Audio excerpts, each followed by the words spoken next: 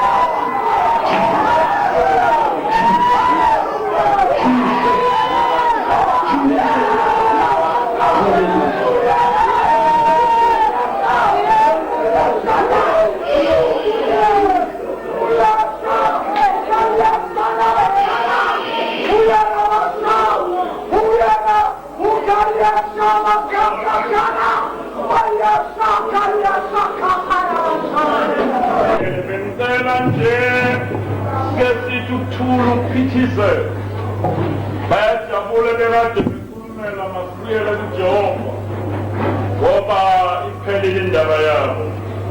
Kulesikhathi sengizokhulumela omdala wethu ngamazwi amabili nje engicela ukuwaphosa kubazalwane ngiwagcitshele kubo bese siza kithi. Elokuqala, sibongile bangcwele lokhu enikwenzile. Sicela into eyodwa nje, njengoba sesazile nasekhaya ukuthi kula ibandla liyahlonishwa. Ibandla qedela lona umzimba kaKristu. Masithi umzimba-ke usathane kuphela ohlasela umzimba. Ingano kaJobe wake wawuhlasela waba namathumba wonke. Umzimba-ke uyahlonishwa.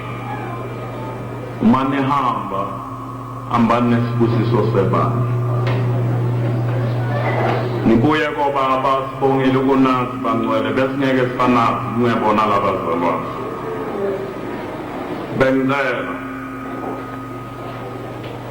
noma ngabe besingafundanga ukubathanda abanye abazalwane manje asale sesibathanda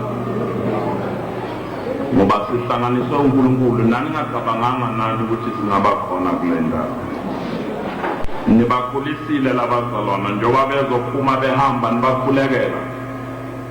Mabangabuyi abazalwane bashaywe-ke la ngoba amapulpiti asajike aba eringa adinga nithobeka. Lapha abazalwane beshayana khona. Vele amen uvama ukuncipha-ke lapho-ke.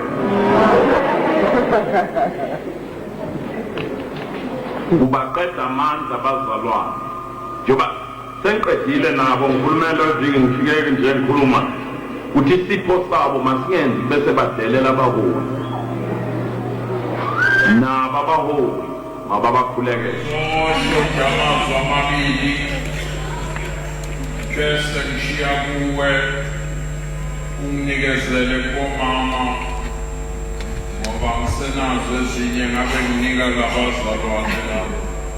Woza my brother, cela ungishiyale incwadi komama okuyisipho sami. Komama ngihambe nabo kakhulu.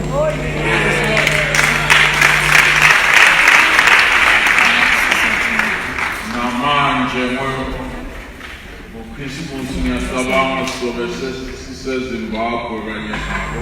Amen.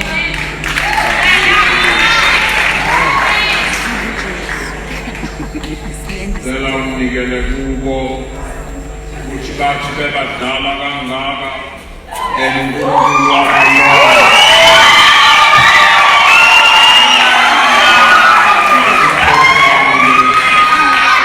Oh wow. Kwaze kwaba manje uNkulunkulu elondile akavumanga nolwele lwethu. Yes, Lord. Senangena ngibona nihlabelela nihleli phansi ngathi mangabonga uNkulunkulu anilonde eminye iminyaka. uNkulunkulu anihambele. Ufunda incwadi kaSamuyeli, cela ukuhlala ngalamazwi. Mama Nkosi, incwadi kaSamuyeli kunamazwi athi kunenkosi yakha phakathi kuka-Israyeli. Yayikadimbi kakhulu lenkosi. Israyeli uhlala ey'ntabeni. Uma uyohlasela yena kufanele ukhuphuke intaba. Yebo. Ngizothi nje ningehli. Yonke le minyaka nihleli phezu kwale ntaba. Hlalani kule ntaba. Kodwa wathi ehleli entabeni Israyeli lenkosi embi yabona ukuthi nayo ayiyohlala kanye nawo. Yes. Bathi nabayincenga ukuthi manje ufunani phakathi kwethu. yathi ngizokwenza isivumelwano ngokuthi ngikhipha amehlo ethu iso leli laka-right lonke liyaphuma nengane ezalwayo izokhishwa iso bese lihlala kahle ngenza isivumelwano naye. Athi amadoda kwa-Israyeli, give us 7 days kesiyothandaza sifuna umsindisi sikhalela amehlo ethu. Khona abantu asebakhuphuke kanye nathi bahlabela njengathi kanti bazokhipha amehlo ethu.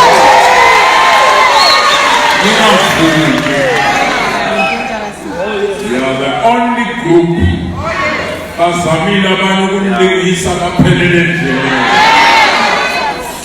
uNkulunkulu alonda ndini ucela bangalime ngezinyawo kulithanda egameni kaJesu.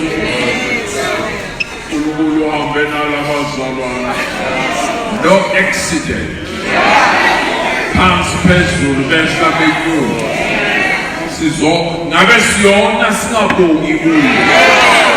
Cela ke siphakamisele izandla phezu kwakho njobelile nje urepresenta bona bonke bemile kule ndawo. Thank you Lord Jesus. Baba sizokubabaza anaba abazali bethu anaba bomama uhambe nabo yonke le minyaka, nami ngizoma kanye nami nawe kule minyaka uhambe nayo ngami. Sabona amandla onke so-celebrate nje ukuthi uhambe nathi kwaze kwabani. Awuvumanga nanolwele lwethu, sibusiso phezu kwesibusiso, amandla phezu kwamandla, ukunqoba phezu kokunqoba. Bavuma izitha zethu ihlekise ngayo, bavuma abasikolojelayo bathumba uNkulunkulu wabo.